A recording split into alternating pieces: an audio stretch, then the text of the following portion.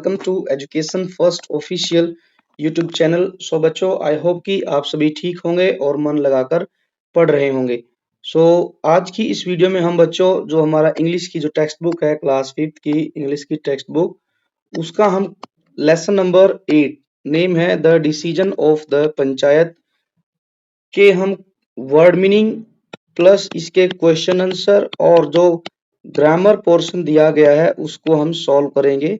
इससे पहले ऑलरेडी हमने एक वीडियो डाल रखी है जिसमें हमने इस लेसन को समझा था, एक्सप्लेनेशन को समझा था, ताकि हमारे लिए लेसन समझना इजी हो जाए। साथ ही साथ कुछ वर्ड्स के मीनिंग भी मैंने बताए थे। आज की इस वीडियो में दोबारा से उनको डिस्कस करेंगे और फिर साथ ही साथ क्वेश्चन आंसर जो है सॉल्व करेंगे। तो चलिए बने रहिए वीडियो में, साथ ही साथ आप जो है आपके अपने YouTube channel education first official को सब्सक्राइब भी कर लीजिए और वीडियो को दोस्तों के साथ शेयर भी कर लीजिए। सो पहला वर्ड है प्रोस्पर्ड। प्रोस्पर्ड का मीनिंग होता है टू ग्रो वेल्दी, मीन्स की धनी। वेल्थी मतलब होता है, वेल्दी मतलब धनी हो जाना, धनी हो जाना, ठीक है, अमीर हो जाना, उसको बोलते हैं प्रोस्पर्ड। कनिंग, कनिंग मीन्स होता है very clever, very clever in tricky way, tricky way. जो कनिंग, यहाँ नेबर की बात की गई थी, नेबर को दिखाया गया था कि वो बहुत ही चालाक है, कनिंग है वो। किस वे में है वो? Very clever in a tricky way, ठीक है। वो ट्रिक लगाता है कि किसान ने जो है वेल खरीदा है, उसके अंदर का पानी तो मेरा ही है, इस तरीके से वो ट्रिक लगाता है। एक वर्ड आया था रिफ्यूज्ड। रिफ्यूज्ड का मतलब होता है डिनाई या फिर रिजेक्ट, ये ध्यान रखना। नेक्स्ट है समन। समन का मतलब होता है कि ऑर्डर देने के बाद किसी को एक पर्टिकुलर प्लेस पर बुलाना। To order someone come to a particular place. Next word है एडमेंट। एडमेंट क्या होता है? Refusing to change one's mind. जैसे नेबर था, वो एडमेंट था। एडमेंट का मतलब होता है अडिग, अडिग या जिद्दी भी कह सकते हैं जिसको, जो अपनी बात को लेकर अड़ गया तो वो फिर अपने माइंड को चेंज नहीं करेगा, उसको बोलते हैं एडमेंट।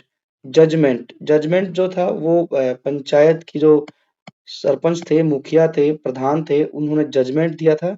जजमेंट क्या होता है? A decision made by a group, that is called judgement. जैसे आप लोगों ने देखा होगा कि पंचायत में होता है ये, और ऐसे ही जो हमारे देश के जो कोर्ट हैं, सुप्रीम कोर्ट कह लीजिए या फिर हाई कोर्ट कह लीजिए, डिस्ट्रिक्ट कोर्ट कह लीजिए, तो वहां पर भी कई सारे जज बैठकर अपना जजमेंट देते हैं। ये है अपोलोजाइज। अपोलोजाइज का मतलब होता है कि express regret for something that one has done wrong. Apologise का मतलब होता है कि क्या है? रिग्रेट एक्सप्रेस करना, माफी मांगने के तरीके से बोल सकते हैं इसको। क्यों माफी मांग रहा है, रिग्रेट क्यों फील कर रहा है? क्योंकि जो गलती हो गई है उसकी गलती को स्वीकार करना और उसके लिए माफी मांगना, उसको बोलते हैं अपोलोजाइज। नेक्स्ट है प्रेज्ड। प्रेज्ड मीन्स होता है कि कॉम्प्लीमेंट करना या फिर किसी चीज को ग्लोरीफाई करना। जैसे लेसन में जो प्रधान कह सकते हैं हम, प्रधान या मुखिया, मुखिया तो महिला थी, उसने फैसला दिया तो गांव वालों ने उसकी प्रेज्ड किया था, प्रशंसा की थी, सराहना की थी। तो हम लिख सकते हैं कि उसके डिसीजन को उन्होंने ग्लोरीफाई किया, या फिर उन्होंने जो सरपंच है, मुखिया है, उनको कॉम्प्लीमेंट दिया उनके बहुत अच्छे डिसीजन के लिए। तो चलिए, ये कुछ वर्ड थे, इनके मीनिंग जाने। अब हम चलते हैं क्वेश्चन आंसर की तरफ। क्वेश्चन आंसर में क्या कुछ दिया गया वो देख लेते हैं। यहाँ पर है जी, लेट अस थिंक। पहला question, answer the following question. पहला क्वेश्चन क्या कहता है? Why did the farmer bye the well. जो किसान था उसने जो है वेल, कुएं को क्यों खरीदा? इनके आंसर हम एक एक करके ऊपर लिखते जाएंगे। आंसर 1, तो हम लिखेंगे कि क्या हुआ था कि उसने, फार्मर ने, farmer bot bought a new field, ठीक है, उसने एक नया खेत खरीदा था। फिर है ही needed a source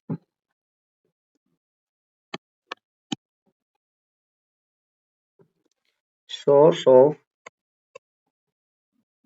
water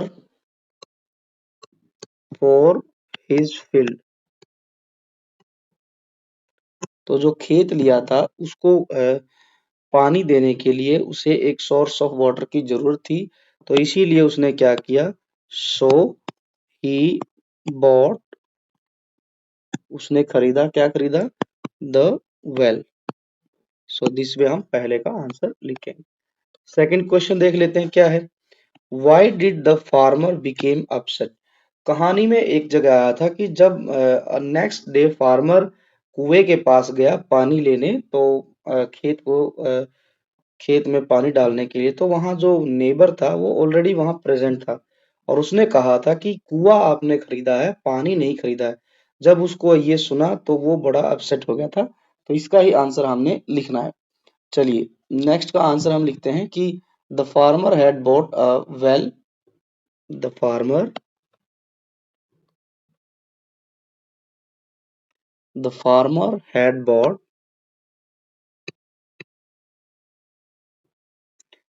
क्या खरीदा, एक कुआं खरीदा, किससे, फ्रॉम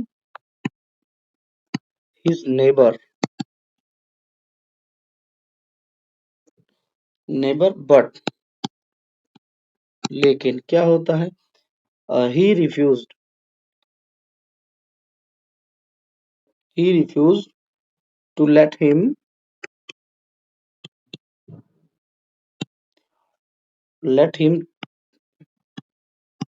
take the water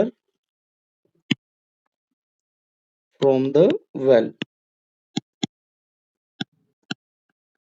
तो वो क्या करता है, नेबर, पड़ोसी, वो रिफ्यूज कर देता है, मना कर देता है, क्या करने से, पानी लेने से जो कुआं था।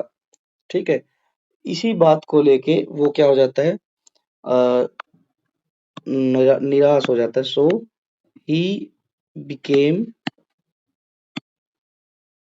ही बिकम अपसेट। सो सेकंड का आंसर ये हो जाएगा। नेक्स्ट की तरफ बढ़ते हैं, क्वेश्चन नंबर 3।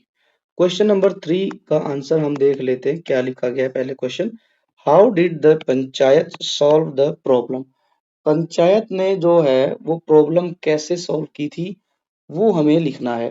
तो हम लिखेंगे कि जो पंचायत थी उसने दोनों पक्षों की बात सुनी थी, तो हम यहाँ लिखेंगे the panchayat listen the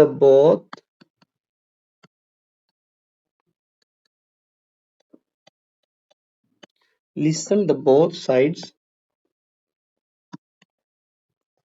and gave a wise judgment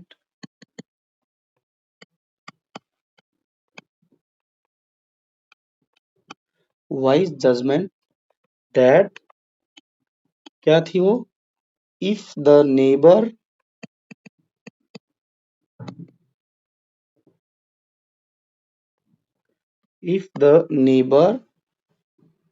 had not solved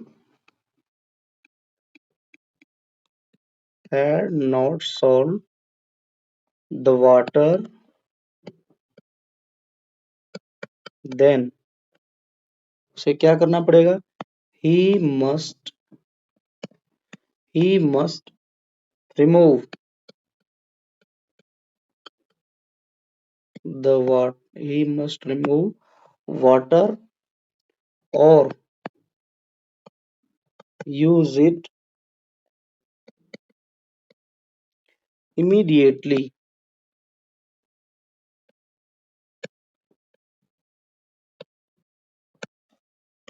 immediately use करने का ऑर्डर दिया, इसको, नेबर को, फ्रॉम द फार्मर्स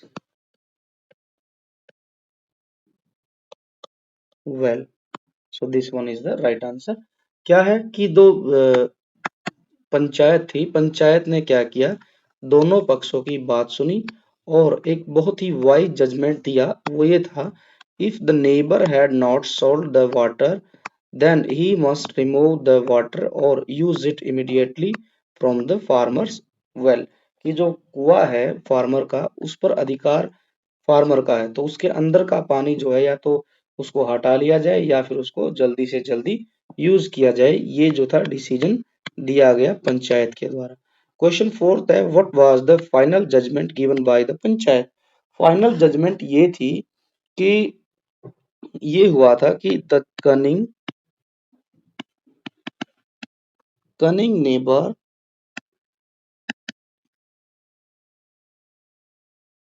जो कनिंग नेबर था उससे पूछा गया, was asked to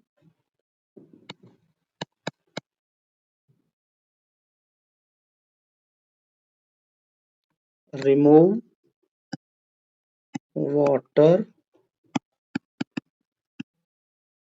immediately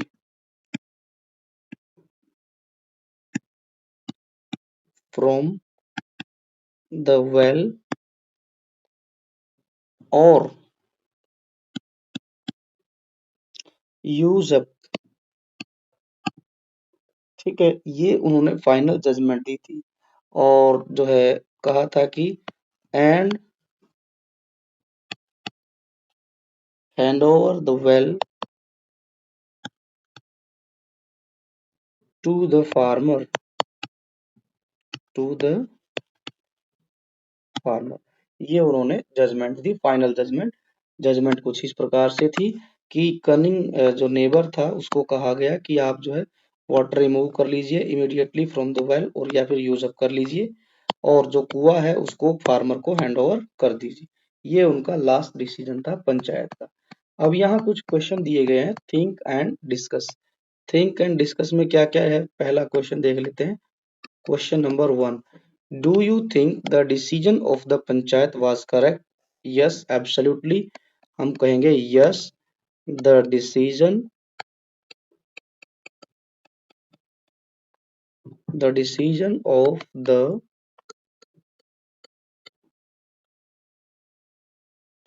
panchayat was correct. क्योंकि जो नेबर था वो किसी तरीके से बात मानने को तैयार नहीं था। उम, कि भाई पानी दे दिया जाए या फिर जो है फार्मर को उनकी बात को सुने सब लोग। वो तो अडिग हो गया था, बोल रहा था कि मैं तो पानी नहीं दूंगा। तो उन्होंने क्या किया कि लास्ट में क्या डिसीजन दिया कि आप ऐसा कीजिए, जब ये कुआं जो है फार्मर का है तो आपका कोई अधिकार नहीं है इसके कुएं पर, तो आप जल्दी से पानी को निकालिए और जो है दूसरी जगह ले जाइए या फिर इसको जल्दी से यूज कीजिए। तो ये डिसीजन दिया था और वो सही डिसीजन भी था। अब है next question, you have an extra painting box which you wish to share with your friends in the class to complete an activity. Two of your best friends, Radha and Sita, fights for the box. How would you deal with the situation so that you are fair to the both of them? अब ये जो condition है ना, इसमें ये है कि मैं दोनों से बात करूंगा, राधा से भी और सीता से भी, कि उनको पहले तो मैं कहूंगा कि फाइटिंग बंद करें और उन दोनों की बातें सुनूंगा कि किसको कितनी ज्यादा जरूरत है और मैं उनकी जरूरत के हिसाब से उन दोनों को मोटिवेट करूंगा कि फाइट न करके टर्न वाइज जो है आप उनको यूज कर लीजिए ताकि दोनों का काम हो जाए। तो हम यहाँ लिखेंगे कि I would ask both of them to stop fighting. पहले काम तो मैं यही करूंगा कि उनको मैं कहूंगा कि पहले लड़ाई बंद कर दीजिए एंड टेल मी एंड या फिर टेल देम, उनको कहूंगा दैट, क्या कहूंगा कि दे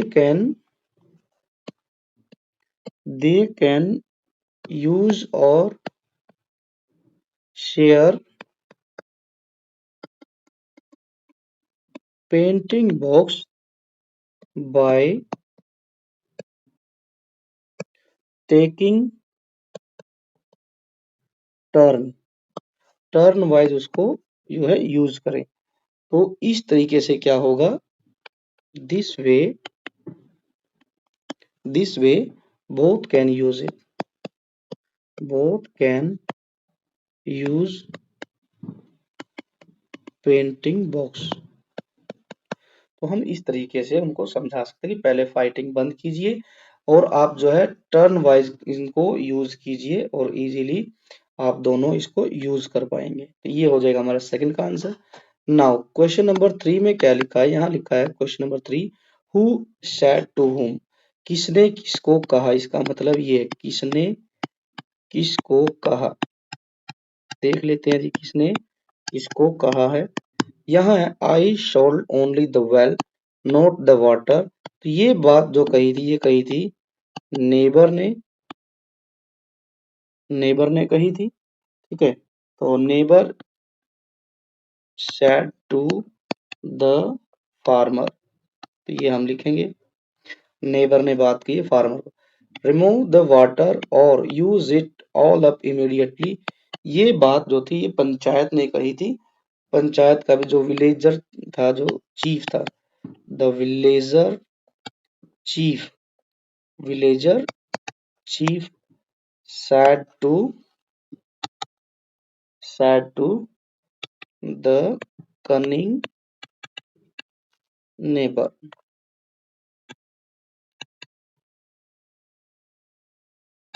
ये हो गया जी। नेक्स्ट है he is not letting me take of water, ये बात कही थी कि वह मुझे जो है पानी लेने नहीं दे रहा है। तो ये बात जो कही थी ये कही थी the farmer said to the villager villagers chief, तो जो गांव का मुखिया था उसको ये बातें कही थी। आई होप कि आपको बच्चों सभी क्वेश्चनों के आंसर समझ आ गए होंगे। बड़ी इजीली और बिल्कुल सिंपल लैंग्वेज में हमने इसके आंसर लिखे हैं। आगे बढ़ते हैं जी, आगे क्या दिया गया है देख लेते हैं। Let us listen match the word with their meaning, ये तो हमने अभी किए हैं वर्ड मीनिंग, इनको तो हम जो है बड़ी जल्दी मैच कर देंगे बच्चों। साथ ही साथ आप बच्चों वीडियो को लाइक करते चलिए, दोस्तों के साथ शेयर कीजिए और जो है education first official YouTube channel को सब्सक्राइब कीजिए। प्रोस्पर्ड, प्रोस्पर्ड का मीनिंग होता है कि grow healthy wealthy, to grow wealthy is called prospered. Cunning, cunning means clever in tricky way. Worried, worried means की very upset. Summon, summon means होता है to order someone come to the particular place. ये है adamant, adamant का मतलब होता है refusing to change on mind. Next is judgement, judgement का होता है a decision made by a group that is called adamant. ये हो गया है जी, मैच कर दिए हमने। अब आगे है नेक्स्ट क्या है जी, यहाँ दिया गया है fill in the blanks with the correct preposition. Preposition का यूज करना है, कौन कौन सी, in, at, by, after, before, under, with, to, for. अब preposition can be use more than once, preposition एक बार से ज्यादा में भी यूज हो सकती है। यहाँ कुछ सेंटेंस दिए गए हैं तो हमने इनको यूज करना है, कौन कौन से हैं ये दिए गए। ठीक है जी, पहला sentence, the farmer went, the farmer went कहाँ गया, टू कहाँ गया, the farmer went to the village chief to explain his problem. तो फार्मर था वो गया किसके पास, गांव का जो मुखिया था उसके पास अपनी प्रॉब्लम बताने के लिए। टू आया इसमें। सेकंड है neighbour was standing, the neighbour was standing at the well. The जो नेबर था वो कहाँ खड़ा था, कुएं के पास खड़ा था, ब्लॉकिंग द वे।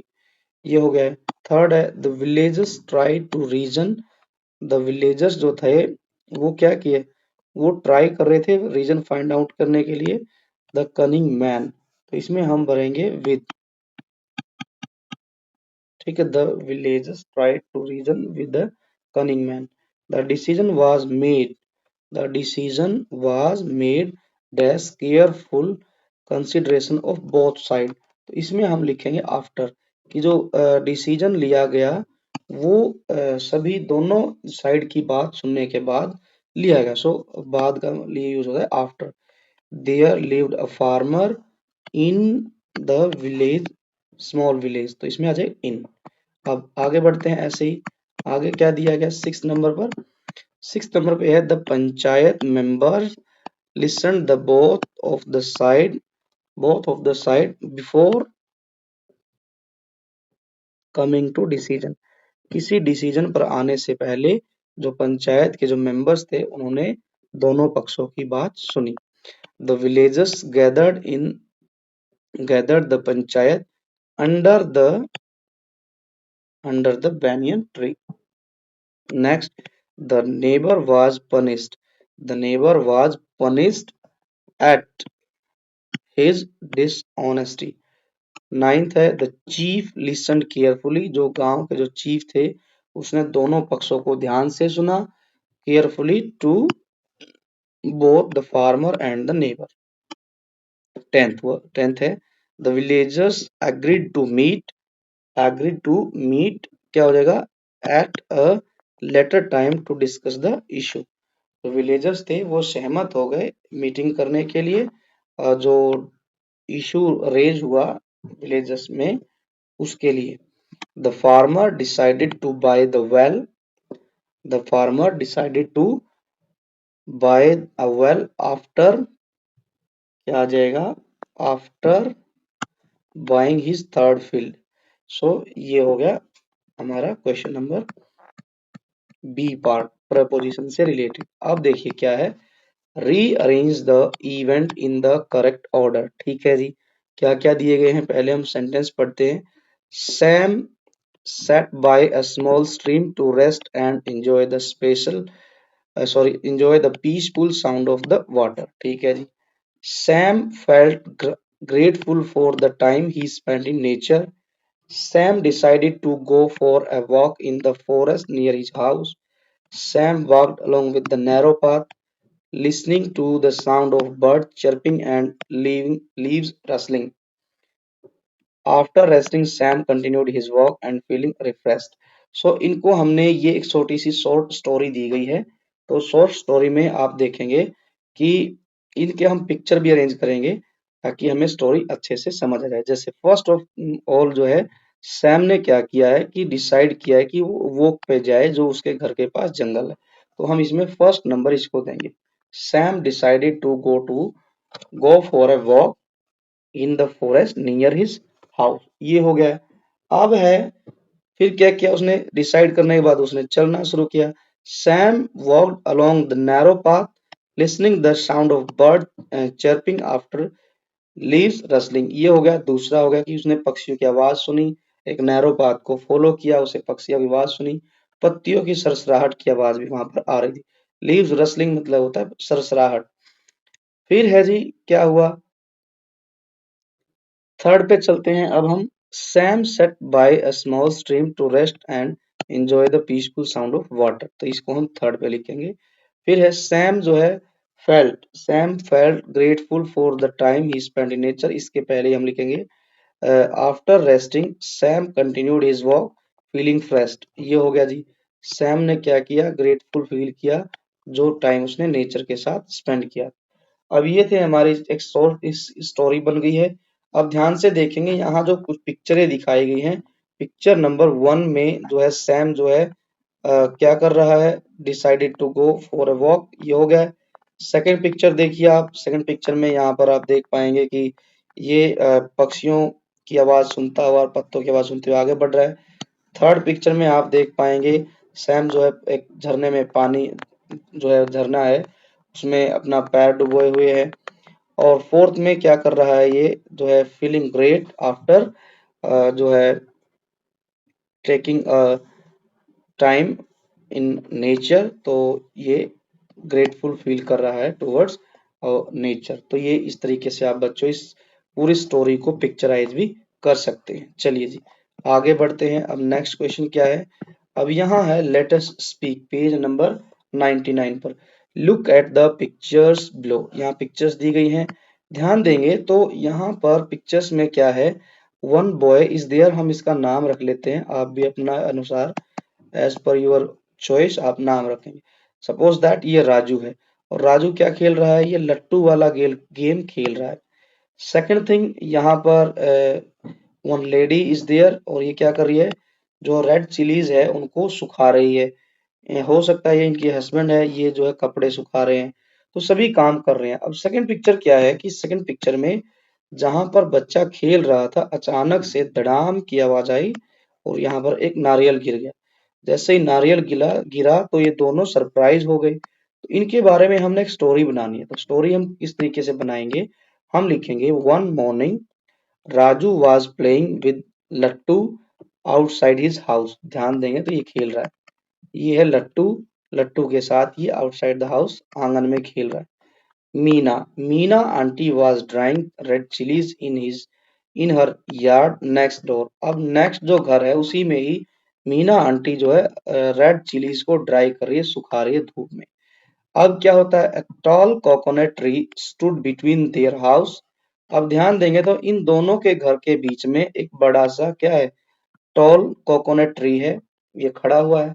अचानक से क्या होता है, सडनली अ लाउड थड, थड मतलब होता है धड़ाम की आवाज आई, ब्रोक द काम, और दोनों के बीच, घरों के बीच में जो शांति थी उसको तोड़ दिया। क्या हुआ, a coconut had fallen from the tree.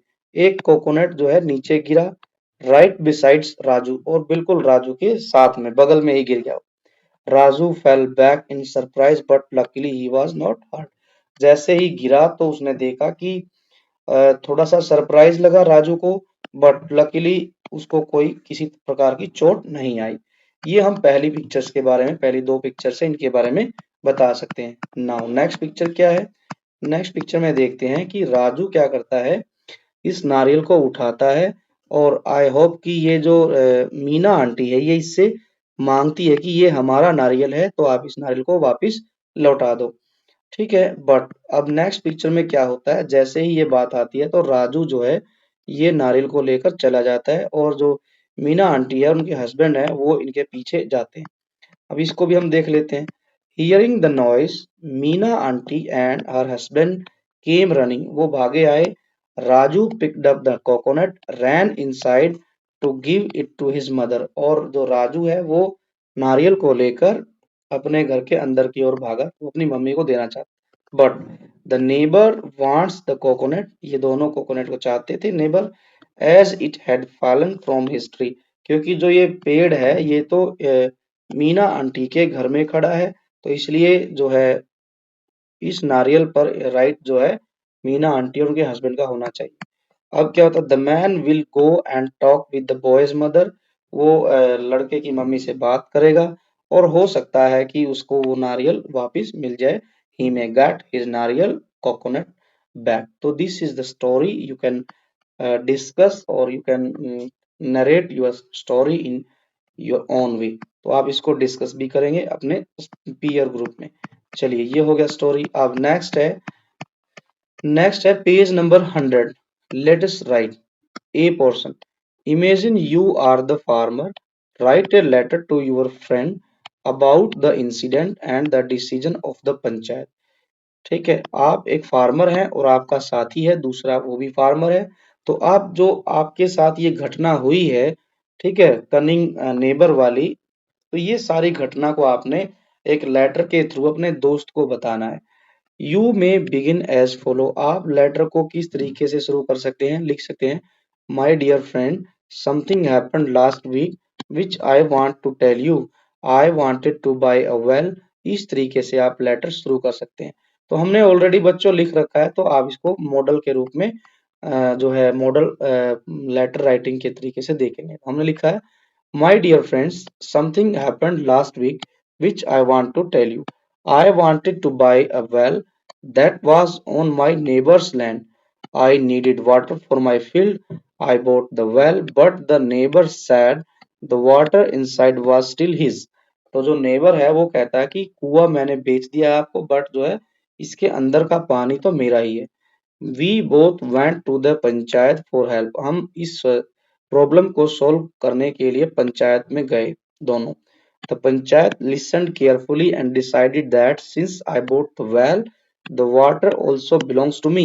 Panchayat ने दोनों की बात सुनी और वो एक डिसीजन पर पहुंचे और उन्होंने कहा, पंचायत के जो मुखिया थे, चीफ थे, उन्होंने कहा कि फार्मर ने ये वेल खरीदा है तो ये इसके अंदर का जो पानी है वो भी फार्मर का ही होगा। Everyone agreed it was a fair decision, सभी सहमत हो गए कि एक अच्छा डिसीजन है। आई एम हैप्पी नाउ, और मैं बहुत खुश हूँ। And have started using the water for many microbes. Panchayat truly helped us solve the problem peacefully। और इसमें ये लिखा गया कि जो पंचायत है उसने हमारी प्रॉब्लम को बड़े अच्छे से सॉल्व किया और हमारी सहायता की। योर फ्रेंड राजू, आप अपना नाम भी यहाँ बच्चों लिख सकते हैं। तो इस तरीके से आप जो है अपने दोस्त को जो आपका फ्रेंड है, फार्मर है, उसको इस तरीके से आप एक लेटर लिखकर भेजेंगे। नाउ नेक्स्ट क्वेश्चन क्या है, रीड द फॉलोइंग सेंटेंस। यहाँ पर दिया गया है वाटर इज प्राइसलेस, पानी के बारे में बताया गया है कि वाटर जो है वो प्राइसलेस है। प्राइसलेस मतलब होता है कि उसकी जो वैल्यू है वो बहुत ज्यादा है। It means that water is valuable, आगे ना वही बात बच्चों, वैल्यू की बात की गई। It is so valuable that you can not put a price on it, आप उसका कोई एक प्राइस निर्धारित नहीं कर सकते हैं, क्योंकि पानी जो है प्राइसलेस है, बहुत बेशकीमती है। ठीक है। The less at the end of the word is suffix. यहाँ जो बच्चों प्राइसलेस वर्ड है, इसके एंड में जो ये लेस वर्ड है ये है सफिक्स। क्या कहेंगे हम इसको, सफिक्स। ठीक है, सफिक्स है ये। अब सफिक्स क्या करता है, सफिक्स जो वर्ड होते हैं ये किसी भी वर्ड के एंड में जुड़ते हैं। जैसा यहाँ दिया गया यूज और लेस, ये लेस बाद में आया, बाद में आने के कारण इनको सफिक्स कहा गया। यूज प्लस लेस किया तो बन गया useless. Care plus less careless, hope plus less hopeless, fear plus less fearless, और कलर लेस। तो ये इस तरीके से न्यू वर्ड बनेंगे। अब हमने क्या करना है, इनको हमने सेंटेंस बनाकर यूज करना है। जैसे क्या दिया गया सेंटेंस में, पहले वाला था यूज जमा लेस, तो यूजलेस का हम बनाएंगे the broken pan is useless now. ये जो पैन है टूट गया है वो अब जो है यूजलेस हो गया, बेकार हो गया। नेक्स्ट था हमारा केयरलेस। केयरलेस के बारे में क्या लिखें, don't be careless while crossing the road. जब भी आप रोड क्रॉस कर रहे हैं तो आप केयरलेस मत बनिए, लापरवाह मत बनिए, लापरवाही नहीं करनी। Next, he felt hopeless, hope जमा hope plus less, hopeless, he felt hopeless, वो निराश हो गया कब, when after losing the game, जैसे ही वो गेम हार गया। Next, the firefighter was fearless and saved many people. जो फायर फाइटर थे वो बिल्कुल नीडर, फियरलेस मतलब होता है नीडर होकर जो उन्होंने काम किया और उन्होंने लोगों की जान बचाई। Next, the water is colourless, पानी जो है वो कलरलेस है, but it is very important for life. और जो है ये वाटर जो है ये लाइफ के लिए बहुत ही इंपॉर्टेंट है, हजारों जीवन जो है पानी की वजह से ही पनपते हैं। तो ये हमने बच्चों सफिक्स सफिक्स का यूज करके हमने सेंटेंस भी बनाए। आई होप कि आपको समझ आ गए होंगे बच्चों। ये एक जो है आपके लिए मॉडल है, ये मॉडल के तरीके से ये दिए गए, आप खुद के सेंटेंस भी बना सकते हैं। अब हम नेक्स्ट की तरफ बढ़ते हैं। अब लिखा गया है लेट अस लिसन। यहाँ पर हमने स्टोरी को ध्यान से सुनना है और फिर इससे रिलेटेड कुछ क्वेश्चन आंसर दिए गए हैं, उनको आपने सॉल्व करना। Listen to your teacher read out this passage and answer the questions by choosing the correct option। आपको क्या करना है, ये जो स्टोरी दी है इसको ध्यान से सुनना है, आपका टीचर इसको लाउड रीड करेगा और फिर आपको कुछ क्वेश्चन पूछेगा तो आपने इनके आंसर देने। क्वेश्चन स्टोरी का जो टाइटल है वो है बच्चों श्री रामकृष्ण परमहंस। जो रामकृष्ण परमहंस थे बच्चों, वो बंगाल से थे, वेस्ट बंगाल से थे। तो ये ध्यान रखना है, बहुत ही फेमस हुए हैं ये। चलो इनके बारे में पढ़ते हैं। लॉन्ग टाइम अगो, बहुत समय पहले की बात है, in small village of West Bengal, West Bengal के एक छोटे से गांव में, there lived a kind and wise man named Shri Ramakrishna Paramahamsa. तो बंगाल के छोटे से एक गांव में बहुत ही काइंड, दयालु और बुद्धिमान आदमी रहते थे जिनका नाम था Ramakrishna Paramhans. He loved to talk the people about God and taught that all religions are like a river. They may take different paths, but they all lead to the same ocean.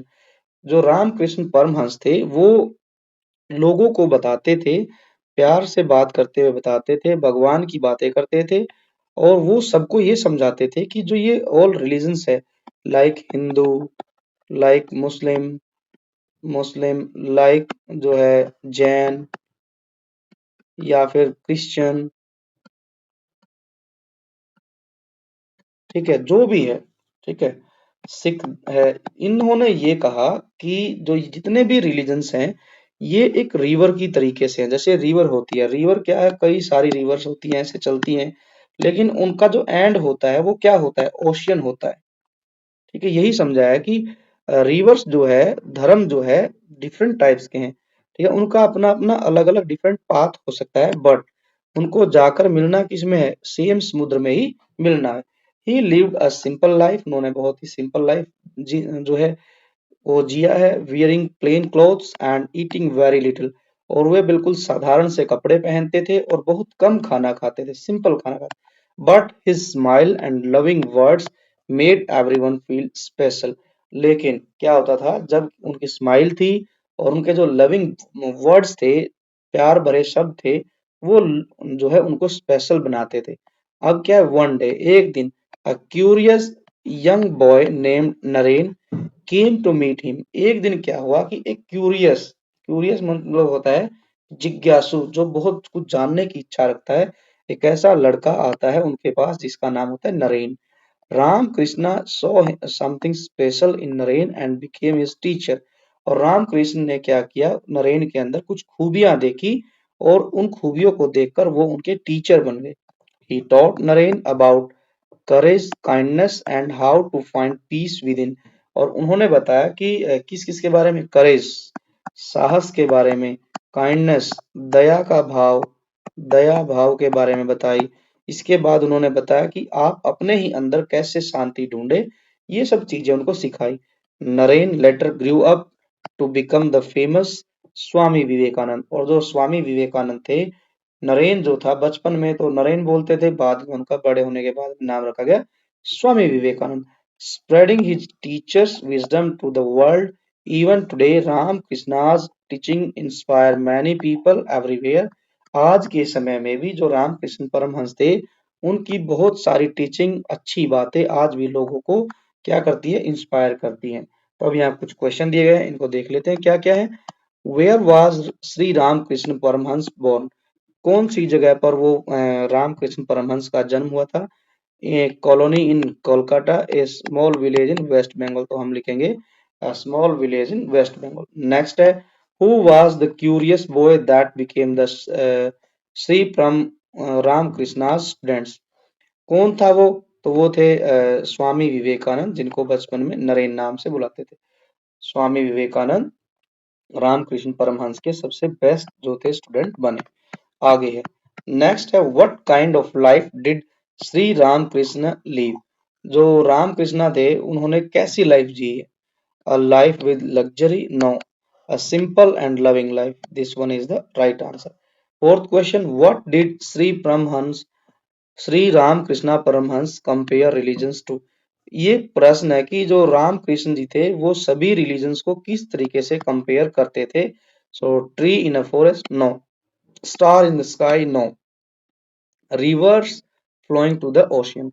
इनका मानना था, कृष्ण जी का, रामा कृष्ण का मानना था कि जो ये सभी धर्म है ये एक रिवर की तरह से है, डिफरेंट टाइप्स ऑफ रिवर्स हैं, और इनका जो मेन मोटिव है वो है ओशन, और ज्ञान के सागर में, ठीक है, नॉलेज जो है, ओशन ऑफ द नॉलेज, उसमें जाके मिल जाना है। ठीक है, तो यही इसका आंसर हो जाएगा। What did Shri Ramakrishna teach Naren, Ramakrishna ने जो है नरेन को क्या सिखाया। To find a teacher, no, to become wealthy, no, to travel the world, no, to find peace within, within, अपने ही अंदर हम शांति को कैसे ढूंढे, ये उन्होंने सिखाया था। अब कुछ डू यू नो क्या दिया गया है। The banyan tree is national tree of India, it can live for over 200 years and grow to cover several acres of land. Banyan tree के बारे में बताया गया, बैनियन ट्री जो है हमारा नेशनल ट्री है, और ये क्या है कि 200 साल तक भी जिंदा रह सकता है, और ये कई एकर्स में फैल सकता है। It its roots grow down from the branches and became new trunk, making it look like a forest all by itself. और जो इसकी जो ब्रांचेस होती है वो रूट्स होती हैं, रूट्स उसके ब्रांचेस से भी निकल आती हैं और वो बाद में ट्रंक का रूप ले लेती है और इस तरीके से एक जो है घना हरा भरा जो बैनियन ट्री है वो अपने आप में एक फॉरेस्ट की तरह से दिखने लगता है। आगे नीम ट्री के बारे में बताया गया है। नीम ट्री के बारे में क्या लिखा है, जल्दी जल्दी पढ़ लेते हैं। You must have seen a neem tree near your house, near your school और बिसाइड द रोड। ये जो है आपने कभी न कभी कोई नीम ट्री देखा होगा, कहाँ, आपके घर के आसपास, स्कूल में देखा होगा या फिर रोड के किनारे साथ साथ में। Almost everyone can recognise neem tree, और सभी लोग जो है नीम को पहचान सकते हैं। नीम जो है बड़ा आसान है पहचानने में। नीम के बारे में क्या बताया गया कि the neem is a magic medicine tree because almost every part of neem is used for medicine. Neem को मैजिक ट्री बताया गया, क्यों? क्योंकि इसके हर पार्ट से दवाइयां बनती है। Sometimes sick people are given neem juice to drink. जो बीमार लोग होते हैं उनको जो है नीम की पत्तियों का जूस दिया जाता है। People use the twigs of the neem tree as the toothbrush to clean their teeth। और बहुत सारे लोग क्या करते हैं, जो ट्विग मतलब होता है टहनी, जो पतली पतली टहनी होती है नीम की, बहुत सारे लोग उन नीम की टहनियों को एज ए टूथब्रश या यूज करते हैं अपने दांतों की सफाई करने के लिए। Burn some dry neem leaves inside the house and see the mosquito disappear।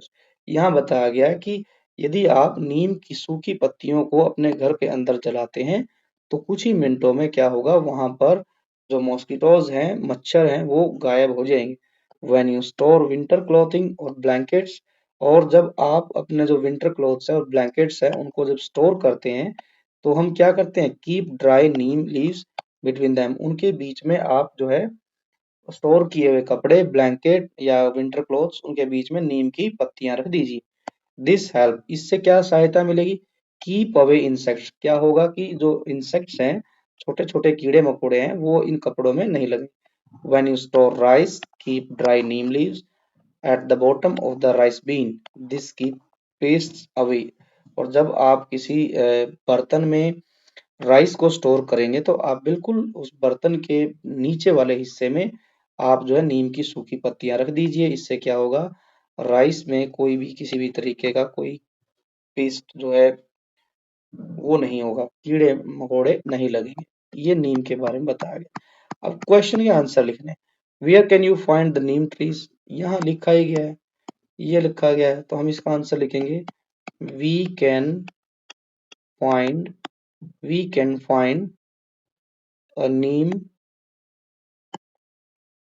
Tree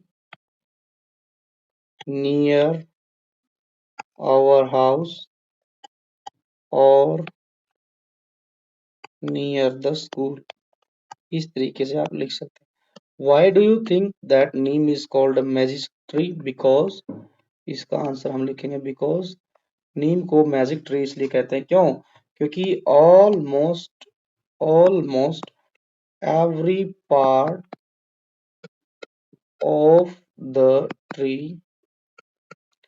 is used for medicine. इसका हर एक पार्ट जो है मेडिसिन के लिए यूज होता है। What happens when dry neem leaves are burned?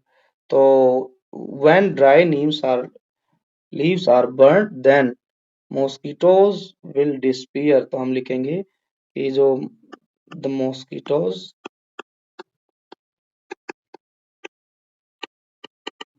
will disappear, गायब हो जाएंगे जब हम सूखी नीम की पत्तियों को जो है जलाएंगे।